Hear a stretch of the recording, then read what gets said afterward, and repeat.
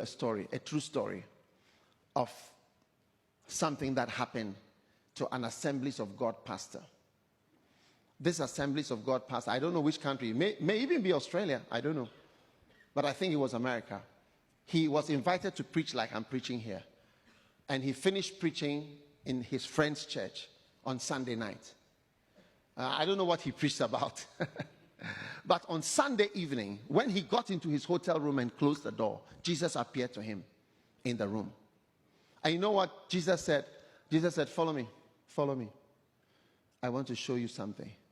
So Jesus took him down into hell. Now, this Assemblies of God pastor was amazed when he saw hell. People wailing, screaming, shouting, dying, crying, weeping. Help me. People suffering. I hear there's a special place for those who don't believe in God and for those who don't believe in the devil.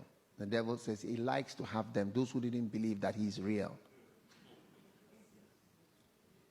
Now, as they were going, suddenly they came across a young man, a man. You know who this man was? This man, this Assemblies of God pastor, had been in a secular university, and that was his roommate. He actually got converted and came back to the Lord, seriously back into the Lord, in university. And so he came out and went to Assemblies of God Bible School. And that's how he entered into the ministry. So that was his roommate when he was in school. And when he saw his roommate, he said, "What? What are you doing here?" You know what his roommate told him? Remember, it's Sunday. It's Sunday evening. His roommate told him there was an automobile accident on Friday. And I came here on Friday. I've been here since Friday. And he said, "How?"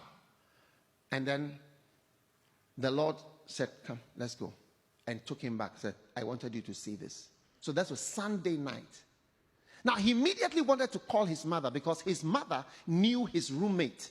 This is a true story. His mother knew his roommate. And his mother knew his roommate because she used to visit the two of them in school. You know how your mother can visit you and your roommate is there. So it's like your mother gets to know the other people. So it was so late on Sunday night that he couldn't call his mother. So he decided to call his mom on Monday. So Monday he called his mom. "Mommy, how are you?" "All right, fine." He was just talking. Then suddenly she said, "Have you heard?" "No, heard what?" "You know, your roommate, there was a terrible car crash on Friday." He started to shake.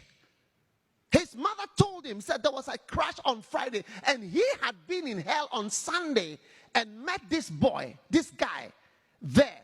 And this man said to her, "I came here on Friday. There was an accident. I came here on Friday." He was shaken. And the Lord was showing him.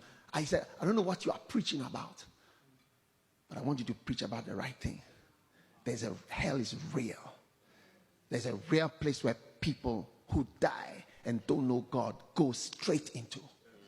I don't know what the rich man did that made him go straight into hell. But I know he didn't know God. And he was arguing all the time. And he argued even when he was in hell. And tonight I tell you, I don't know who you are, but I want to speak to people who call themselves believers. Christianity is not just a song.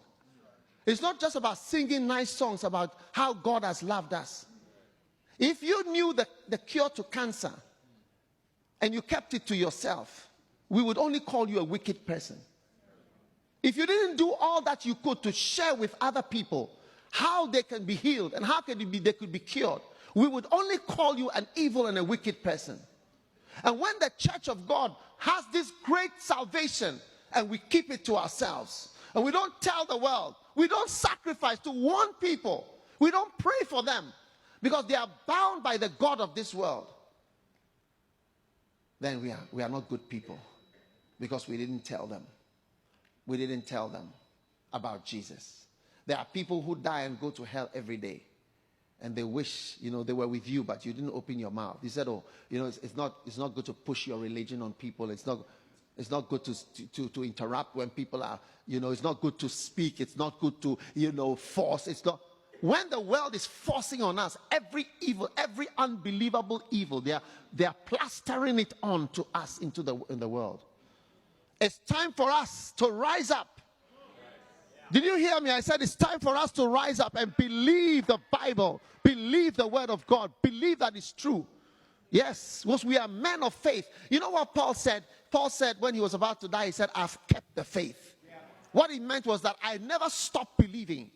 I kept on believing. I kept believing the things I believed in. I kept the faith. I ran my race. And it's time for us to keep the faith and rise up and do something. You can't say you believe when you do nothing. You can't say you believe when you... Show me your faith by your actions. Show me that you really believe in heaven and hell. You really believe in Jesus. By winning not only Rockhampton, but the whole of Australia for Jesus. A fire can come from just this church